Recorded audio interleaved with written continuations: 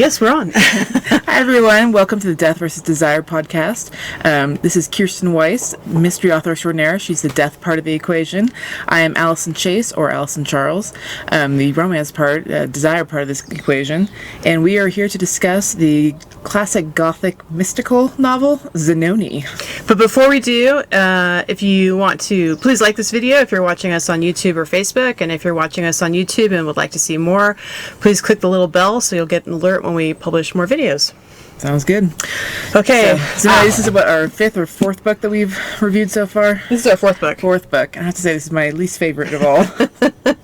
I remember it being better too. I guess taste changed. Yeah, everybody has different tastes. I struggled to get through this. So why don't we give a synopsis? Brief plot. Zanoni is the titular figure. He's a mystical figure. He's lived for hundreds of years through the secrets of the Rosicrucians, I guess. Yeah, this is actually considered a Rosicrucian story. Which I guess I don't know much about Rosicrucians, but I remember them having mystical powers. Well, hold that thought because I can tell you all about the history of Rosicrucianism. Okay. I have my little paper here. So Zanoni meets a beautiful Italian woman, Viola, an actress, and I forget the guy's name who's also in love with her. Glendon? Yeah. An Englishman. Clarence Glendon. But he becomes more in love with the idea of becoming a mystical priest as well. And so sort of at first a little love triangle, that sort of ends. It happens during the French Revolution, and let's just say bad stuff happens during the French Revolution. Yeah. Yeah, there's a lot of political philosophy, I'd say, in this book as well. That's the one thing I agreed with. Because I agree with his sort of humanist, murderous hysteria. I mean, who's against that? I don't know, but who's pro-genocide? But so I agreed with his takes there. But things especially the Rosicrucians, sometimes it felt to me like you'd go on these long, multi-page history. It felt like who's Ayn Rand in Atlas Shrugged? Yeah, she had 10 pages of political philosophy.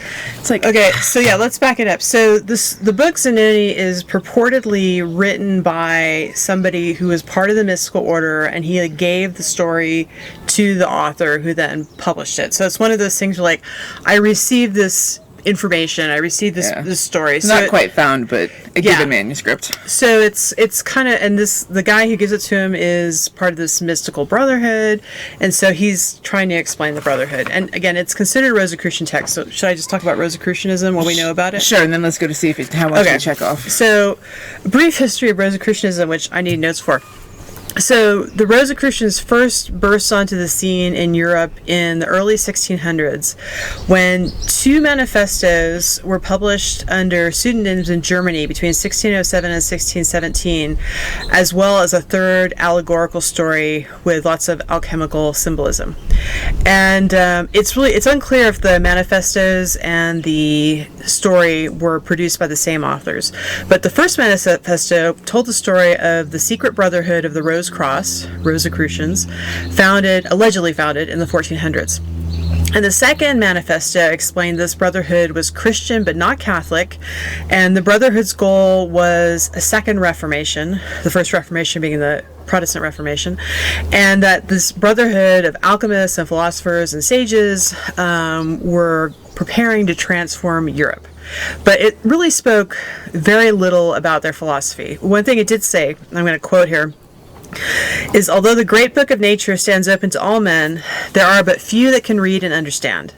There hath been ages or times which have seen, there have also been ages that have heard, smelt, and tasted. These characters and letters God hath imprinted on all beasts. So we have two ideas here. One, we have this idea of secret knowledge hidden inside each of us that can be dug out through joining the club.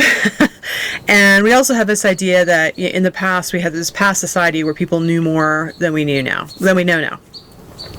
Anyways, these manifestos caused a huge furor when they came out in Europe, and the hunt for the Rosicrucians was on, but nobody could find this secret brotherhood. In spite of that, between 1614 and 1620, approximately 400 manuscripts and books were published discussing these Rosicrucian documents, to give you an idea of how crazy people were about this.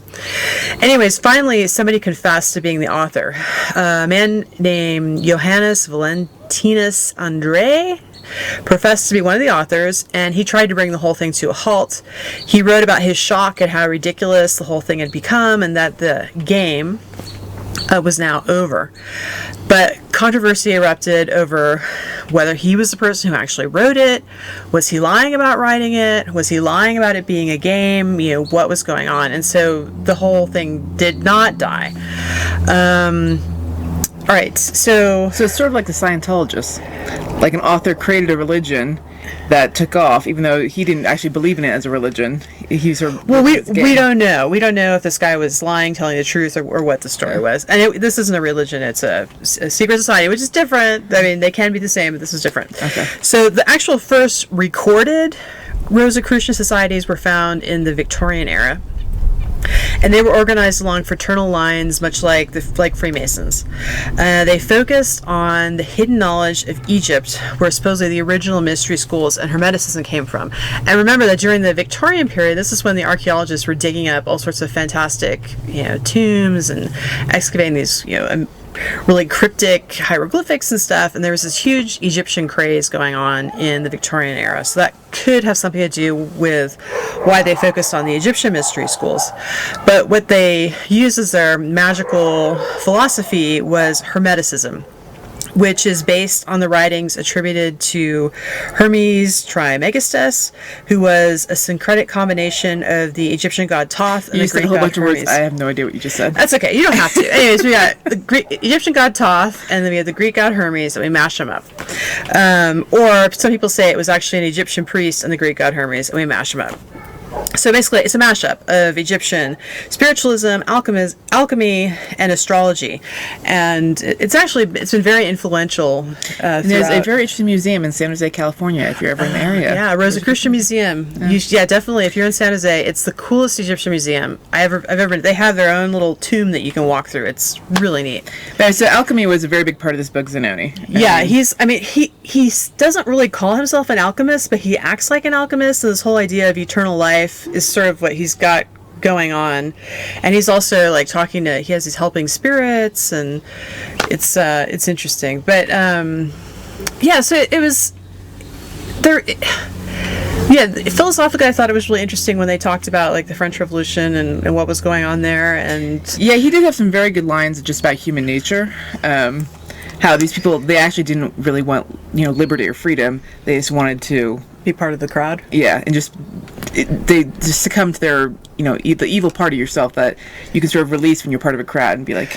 Yeah, and he talks a lot about individualism and basically greatness and equality. And he's like, men can't be equal. Some people are better at some things than others, and some people are more talented. Anti-nihilist book too. So some of the French Revolution were very nihilist, and they're very anti-human and just anti-greatness and anti the individual. Yeah. So it was kind of about, we're going to bring everybody down instead of letting if you've got somebody who's a genius, let him be a genius. If you've got somebody who's an amazing artist, let him be an amazing artist. It's like, no, everybody has to be equal. So he said Glendon, one of the main characters, was an artist, and all his artist friends from the French Revolution, they did this big thing about art philosophy too, just about how they were trying to make the most ugly art and tell people that make you try and believe that's pretty. I kind of agree with that with some modern art today. I'm sorry. I don't find a big red triangle to be art, but that's just me. No, how many people tell me it's art? Emperor has no clothes. Yeah. So that's what I agreed with. But yeah. Ooh, where's my chalk? I lost my chalk. Oh, well, we can do it mentally. Okay. So, is this a Gothic novel or not? Yes, it was definitely a Gothic novel. So Zanoni, damsel in distress. Yeah, several times. The Violas. She was in distress from kind of demonic forces. And that princess always trying to rape her, and guys were after her, and the French Revolution. There was all sorts of stuff going on. She did become an orphan. I mean, she was an adult. I would call her an adult, but still, she's probably 17 at the time. Yeah. Supernatural elements up the wazoo. Elements of isolation. Yeah, when Glendon went to the castle, he was by himself a lot, and she was by herself when Zanoni left her, and she was by herself trapped in the French Revolution. Yeah. There were a lot of elements of isolation. Decay, the castle that Glendon goes to is, of course, falling down at the ears. It's basically a ruin. Castle, yes, there's a castle. Always a castle. High drama. Yes, high drama. Yes. Yeah, super high drama. I mean, the love scenes between Zanoni and our heroine were vomitous, in my opinion. It's just like, shut up. Enough of the drama. Curse. I mean, I guess it kind of was a curse. I mean, he was. I guess it depends on what. There wasn't like a physically, I curse you. I wouldn't say.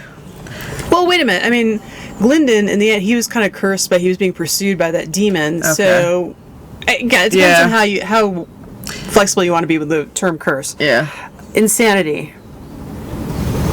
Do we have any insanity? Unless you think all of them are freaking insane and we just... Well, actually, there was, because Glyndon's sister went nuts because of that demon. Yeah. Although she's supposed to just have epilepsy, according to epilepsy.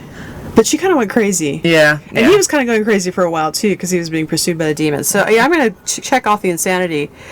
Foreboding, yes. Extreme emotion, yes. So, actually, we hit all of them. I'm really mad I don't have my chalk.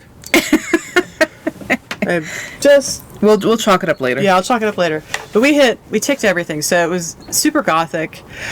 So, I'd say if you are interested in Rosicrucianism, if you're interested in the French Revolution and some alchemy. Stuff. I mean, there's pages, like 10 pages of like alchemy. I just sort of flipped through. Yeah, I mean, apparently, I was reading. I was reading somebody else who'd Don Milo Duquette, who's a modern day magician, and he had joined. I can't remember if it was a Rosicrucian order or some sort of order, and somebody said, he wanted to learn more, and somebody pointed to a bookshelf, and he picked up Zanoni, and they're like, yes, that is the book to learn about the Rosicrucians.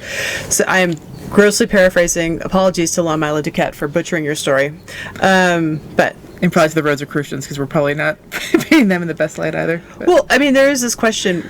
Was it a gag? Was it just a story? Was it something real? We don't. Obviously, the Rosicrucians take it seriously, but was it? We don't know. So I'm just going with what we have. The historical facts. The first orders we have records of were in the Victorian era, and the first records we have of it are these stories from the 1600s. So that's all I'm going to say. You can be the judge of whether it was real or not. I'm going to say it's like Scientology. It started as a prank, and it became real. Okay, what are we going to read next? Okay, so I Googled this. I'd never heard of it before, but it's supposed to be one of the top 10 classic Gothic novels. And if I could get my glasses bigger. Okay, it's Vathek by William Beckford. That's Vathek. I've never heard of it before. Sounds vampiric. But it's supposed to be one of the earliest Gothic novels. I think it's like right after Castle of Otranto. I'm sure it'll be super easy to read then.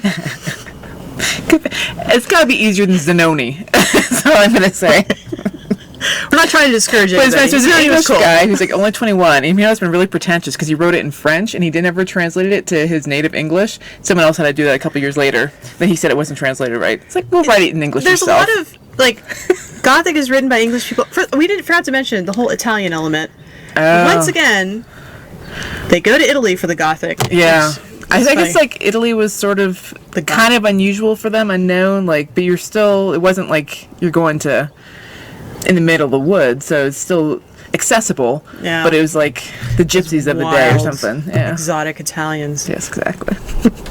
Shakespeare had a good Italy. Okay, so we're reading Vathek. Yes, Vathek. Okay.